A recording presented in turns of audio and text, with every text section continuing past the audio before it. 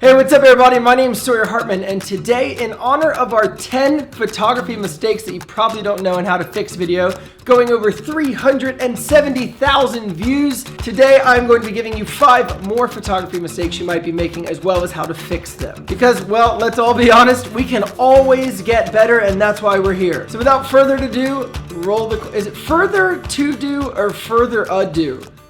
Without further ado? Whatever, let's just get into the video.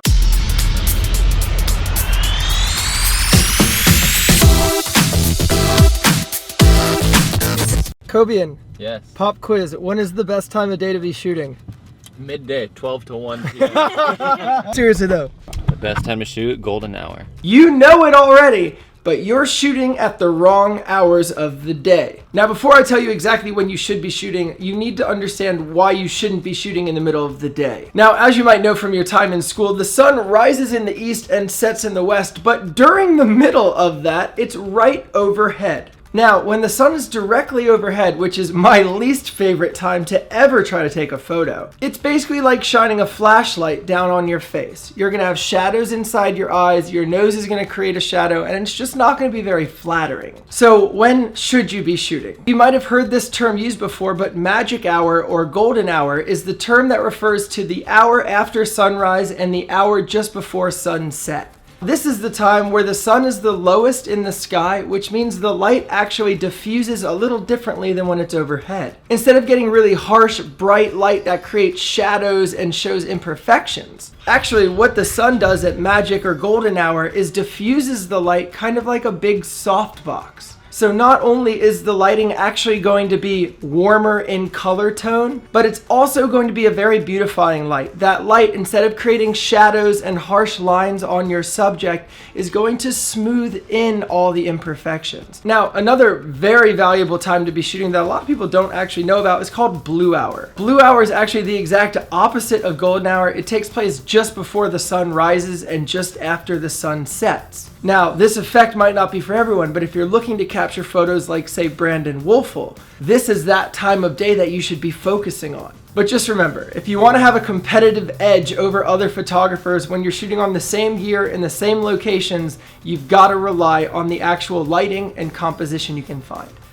Okay, moving on. Now, the second mistake I feel people are making in their photography is by thinking they don't live anywhere pretty enough to shoot. Now, if anywhere at first glance doesn't look beautiful, let's just say my apartment, well, this thought process among photographers is super common, so don't worry, you're not alone, but there is something that professionals do to be able to get past this. Well, that's because you're looking at what we'd like to call the big picture. Now, what I mean by big picture are landscapes, things that you see with your eyes and go, wow, that would be a beautiful photograph.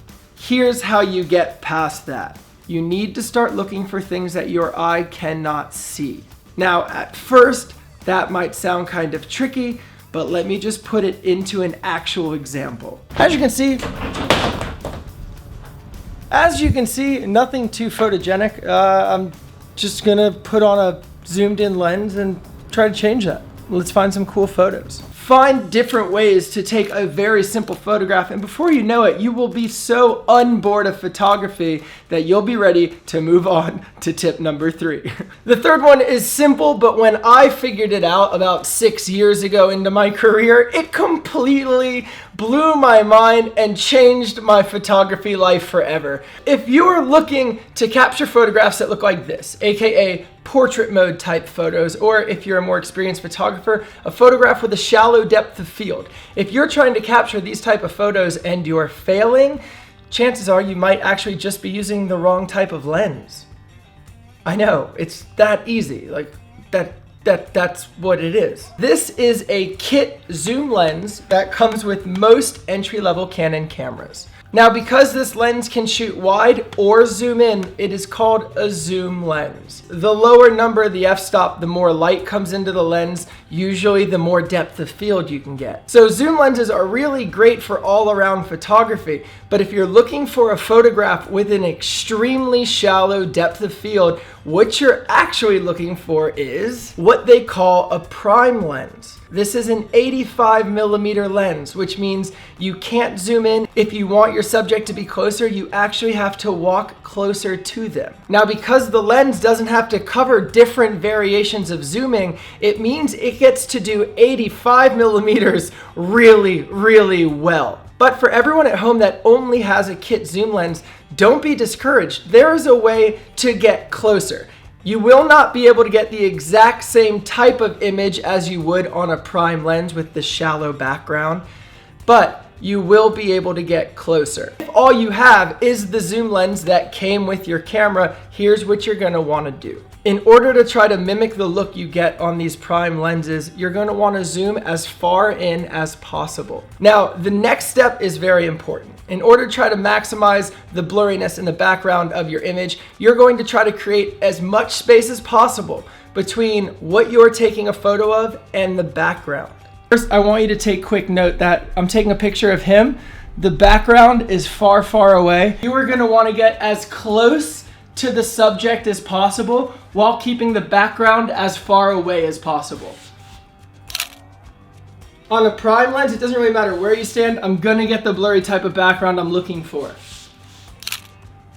So now that you can completely achieve creamy background goodness, let's move on to the fourth mistake I can almost guarantee you're making. If you're not, congratulations, because even I only stopped making this mistake a few months ago, is you're not using, nor do you maybe know how to use, a variable ND filter, which is this little guy. Have you ever walked outside on a bright sunny day and all of a sudden you had to shield your eyes and squint to try to even see what was out there? Well, your camera's actually experiencing the exact same thing that your eyes are, only your camera's eyes just can't adjust.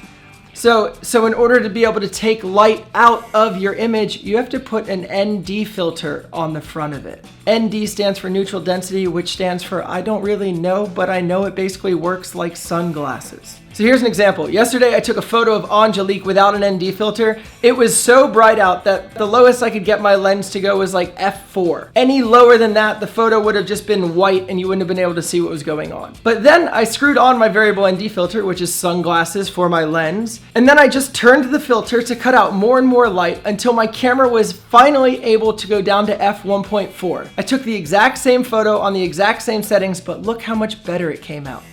For an example, look at some of these cool creative ways people have used long exposures to help tell the story behind their photograph. None of these would be possible without ND filters.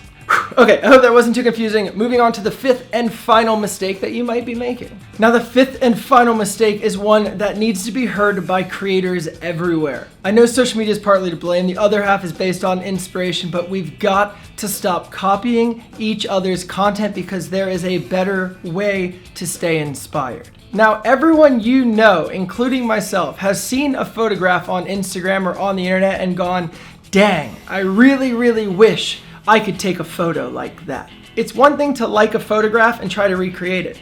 It's another thing to like a photograph and figure out why you like it and then use those aspects in your own work.